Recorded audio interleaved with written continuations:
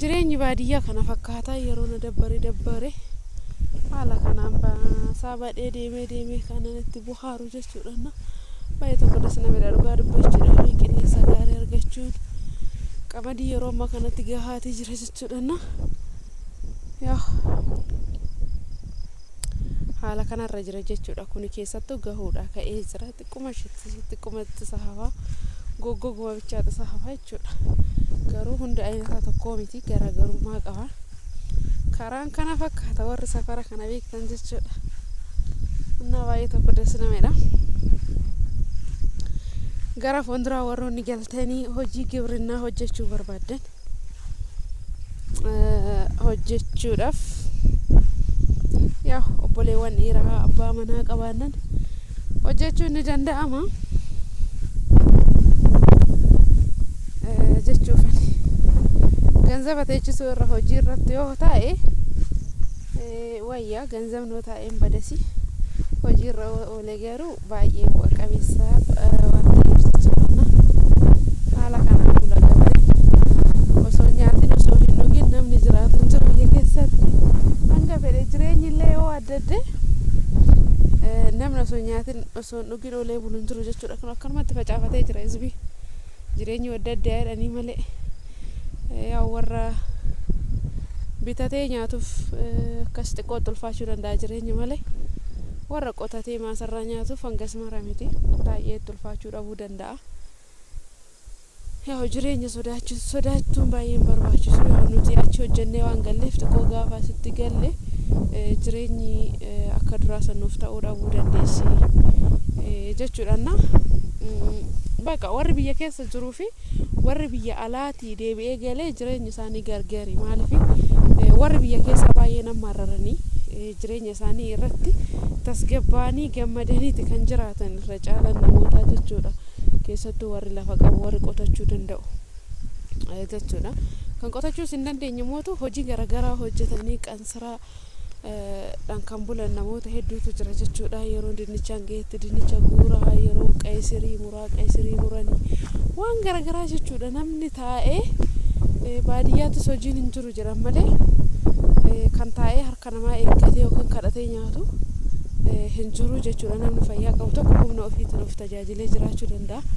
Daa'ima isaa akkasumatti guddifata akkasumatti barsiifata jechuudha. Hanga fedheeyyuu jireenyi yoo waddadeeyyuu namni jireenya fi dadhabu hin jiru jechuudha. Garuu warra biyya keessaa irraa wanti hin baradhu yoo jiraate ganzaba guddaa qabaachuu haa baatanuu malee baajata guddaa yoo qabaachuu baatan garuu baqa jireenya tasgabbii jiraatanii jechuudha. Jireenya tasgabbii jechuun yaa haala biyya nageenya biyyaatiin xiqqoo rakkinni yoo jiraateyyuu sodaan haa jiraatu malee akka nuti warri biyya alaatiin galle jireenya keenyatti gammaduu dhiisnu osoo kana godhee osoo kana hojjedhee jennee waan bal'aa yaadnu sani hangas baay'ee of dhiphisanii jechuudha. Waanuma qabanitti gammadaniitu kan jiraatanii jechuudha. Baay'ee tokko dasnameedha. Baqa nuti warra achi dhufne hanumarraan iyyuu ka'e taa'uu hin barbaannu baqa yeroo kamiyyuu jechuudha. Wanti tokko yoo nutti hir'ate biyya arabaa deemnee baqa furmaata godhanna maaliif qarshii guddaa arginee dhufne waan ta'eef jechuudha. Hiriyoonni keenya garuu jireenya gaarii siyaa qabaachuu baatanuu mana gaarii keessa jiraachuu baatanuus malee baqa ijoollee geggeessanii jiranii har'a ijoolleen isaanii hoggaa deebi'anii isaan tajaajilan baay'ee tokko dasnama jedhanna. Waan akkasiiti addunyaa kanarra hangi jiraatamu hin beekamu yoom akka keessaa gannee deemnu hin beeknu. Waan hundumaayyuu mootu kan boru nama dhaalu yoo jiraate ganzaba osoo hin taane daa'ima jechuudha ilmoodha jechuudha. Tokko mootu waggaa hedduun biyya san hojjetee achii galee manni jalaa diigamee ilmoodha banii abbaa mana isaatiin gargar bahanii namoonni jecha garagaraa isaaniin jedhee baqa amileen isaanii isaan cabdee kan jiraatullee immoo akkasumatti jira jechuudha. Kana yoo ilaalan immootu baqa ganzaba caalaa jireenya warra asitti jiraatanii ilmoo argatanii akka nama hawwisiisu nama taasisaa jechuudha. Takkoodha kana olna laala waan naasawna jara balleessa jechuudha. Namni ogaa viidiyoo waraabe namni tokkorra jedhee nama laala. Maaliif akka ta'e hin beeku jechuudha. Yaa baay'een jaalatanii fagoon irraa jira garuu akka malee xiyyeeffannootti godhanii na laalaa jiran dakasii ol jechuudha. Innaa kanaadha waanuma hundaafiyyuu jireenya sodaachuus hin barbaachisu. Waanuma qabanitti gammadanii yoo jiraatan inuma jiraatama. Namaan of madaaluu dhiisuudha. Of fakkaatanii jiraachuudha malee ebelo akkasitti jiraate mana akkasii keessa jiraate qabeenya akkasii qaba jennee namaan of madaalla yoo ta'e jiraachuun inumaayyuu hin danda'amu jechuudha. Namaan of madaaluu osoo hin taane of ta'anii jiraachuu akka humna ofiititti jiraachuun inuma danda'ama jechuudha. Maasaa baasanii garaalta baay'ee tokko dasina medhesa dhugaa dubbachuudha. Kun namni akkatti faca'eeti jira qamadiin jechuudha. Kan qamadii facaasee kan baaqelaa facaasee baaqela kan atara facaasee akkasumatti akka naannoon ammaane jiru kanatti immootu waggaatti yeroo lama nyaatamuun illee hin danda'ama maasaa irraa jechuudha.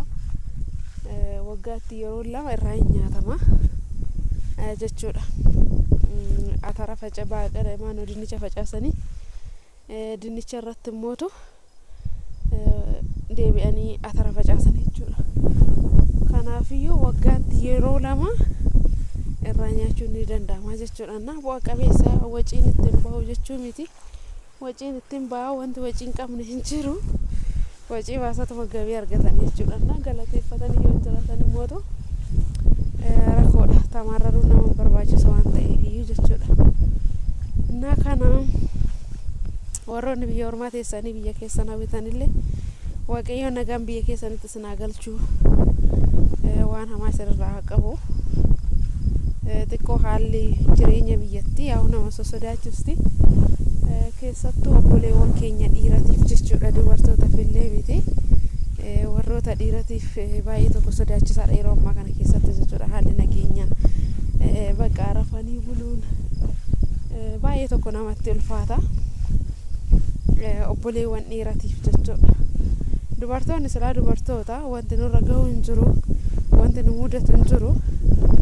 Dhiirotaaf baay'ee tokko ulfaata jechuudha. Baay'ee tokko bakka sa'aatiitti tasgabbaa'anii hojii isaanii makara isaanii alaa makaratanii galanii baay'ee tokko ulfaachaa jira. Kanaan irratti garuu hojjetamee jiraachuun inuma danda'ama jechuudha. Waaqayyoon immootu yeroo kana dabarsee bara gaarii nuuf fidu jechuun jaaladha jechuudha. Keessatti wantoonni dubbatamuu hin barbaanne wantoota hedduutu jira. Kanaadha. Kana malee jireenya sodaatuun hin barbaachisu. Dubartoota fangas mara miti yaa'u. Obboleewwan dhiiratiif xiqqoo sodaachisaadha yeroo ammaa keessatti warroota bultii qabatee baay'ee tokko ulfaata jechuudha.